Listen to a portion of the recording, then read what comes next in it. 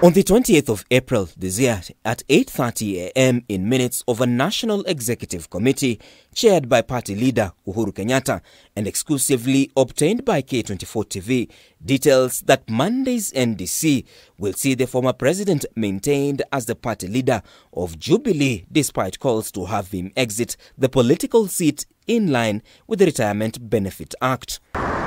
The meeting that was convened at the height of the push and pull by the Kanini Kega side to take over the party was attended by Uhuru Kenyatta, Vice Chair David Murathe, Secretary General Jeremiah Kioni, Organizing Secretary Garissa Senator Abdul Haji, among others, and was termed Kuret despite the absence of the Deputy Party Leader Naomi Shaban, Director of Elections Kanini Kega, among others that formulated the Jubilee National Executive Committee. In the meeting, the absence of Executive Director Wambui Gishuru and National Chair Nelson Dzuya in party activities was quoted as having presented challenges that included payment of staff and recurrent expenditures for the last 3 months. The members were informed that the duo have since presented resignation letters from their respective positions. We have positions in NEC that have fallen vacant because individuals have moved on to other parties and to promote the ideologies of other parties.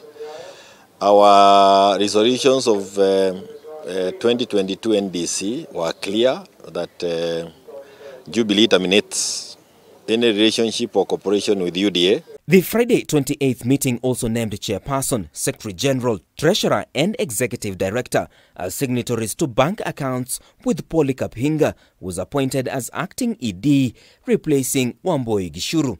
On matters dispute resolution, the NDC meeting resolved to have Gideon Solonka as the chairperson of the internal dispute resolution, with lawyer Dengwan Jiru taking up chairperson of the disciplinary committee. The NDC and National Management Council was reconstituted pending affirmation by the National Delegates Conference.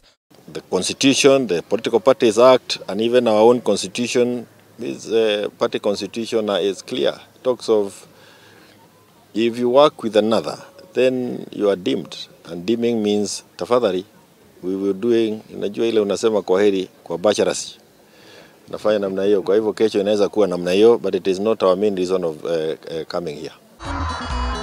The National Executive and National Management Council was also reconstituted, pending affirmation by the National Delegates Conference.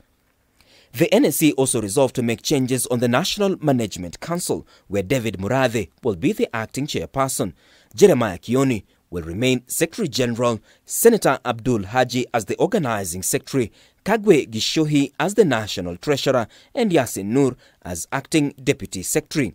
Meanwhile, as the battle for the soul for the Jubilee Party continues to gain momentum, the Kanini Kega-led faction was also in Isiolo in the company of President William Ruto and took the opportunity to trade their guns at former President Uhuru Kenyatta over the control of the party. Kati mtu anamaliza awamu yake ya kufanya kazi, ni vizuri mtu apumzike na awe anapatia wengine mawaidha.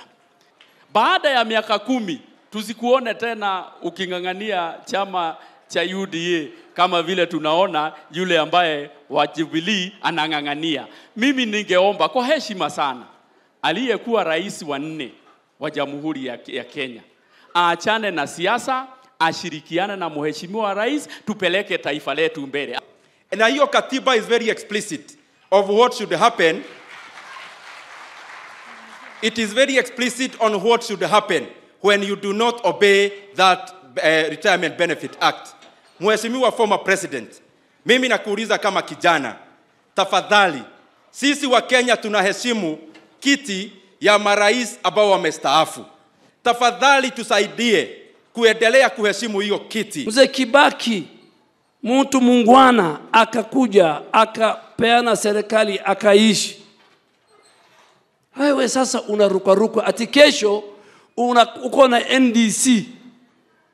Wajumbe wako wote hawako yo NDC. Gavana ule pekee ni huyu wa Isiolo hayuko. Senators hawako. Sasa unaenda ku address wakora. Anda unawaita chama ya Jubilee. Hours before the Jubilee Party National Convention set to take place at the Ngong Racecourse on Monday, The faction maintained that the NDC had not been sanctioned by the party leadership. They insist that former President Uhuru Kenyatta has no mandate to call for the meeting since he has lost the reins over the party. Kuna wengine wanasema kesho kutakuwa na mkutano wa NDC. Nataka nitangaze nikiwa katibu mkuu wa chama cha Jubilee, kesho hakuna mkutano wa NDC. Tutaitana mkutano wa NDC wakati utafaa. Kesho hakuna mkutano kule Nairobi. The former president, in an advert on the Saturday dailies, announced the change of venues after missing out on the Bomas, Kasarani Indoor Arena and ASK Showground. Reasons why we want this NDC tomorrow is to ensure that we defend the space that was given to us by the 2010 Constitution, and we also ensure that we speak strongly to the issue of multipartyism. The party has gotten into so many issues, and we have a faction that has even decided to throw out the party leader through their own means. Anyway, they've gone to the tribunal made its decision. So tomorrow we welcome everyone who's in Jubilee.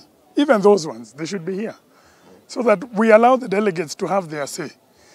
You know, I don't know why anybody would want to stop an NDC, and yet the NDC is the body that will make the final decision, so that all these other issues that we've been coming up with come to an end. Jubilee must meet tomorrow.